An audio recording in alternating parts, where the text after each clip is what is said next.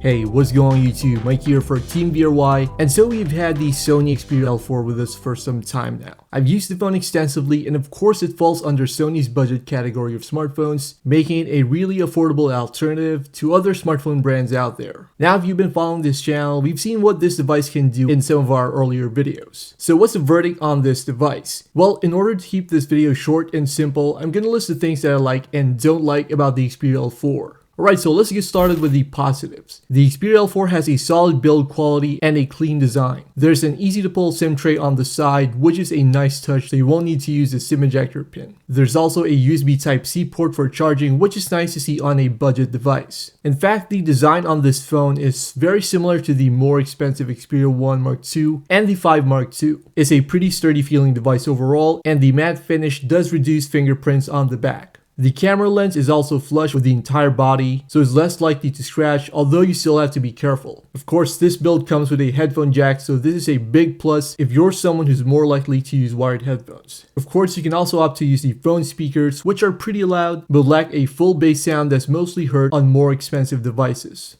Good price as well. The A51 comes rocking this beautiful 6.5-inch 1080p AMOLED display, which is one of the highlights of this smartphone because the content consumption experience here is almost equal to none, especially for this price range. The only obstruction you have is... There's also a side-mounted fingerprint reader which works pretty well, and it's great to see Sony pass down this feature on its cheaper devices. Next up is the 6.2-inch display, which, like it or not, comes with a small notch in the center. Now, while it is an IPS display with a low 720 by 1680 pixel resolution, I have to say that the tall 21:9 aspect ratio makes it ideal for watching movies when in landscape mode or for split screen multitasking if you are using the device in portrait orientation. Sony does add in some of its own software features on this device, such as split screen and multi-window shortcuts, both of which are accessible via the SideSense feature, which I do find really useful. Now, one advantage of having a low resolution display is the added battery life, since it won't be struggling to render at a high refresh rate and resolution. But of course, if you do prefer having exceptional display quality on your phone, then this is something to take note of. The battery on this phone is a huge plus. There's a 3500 mAh unit inside the Xperia L4, and it's great for movie binges, web browsing, and even a bit of casual gaming.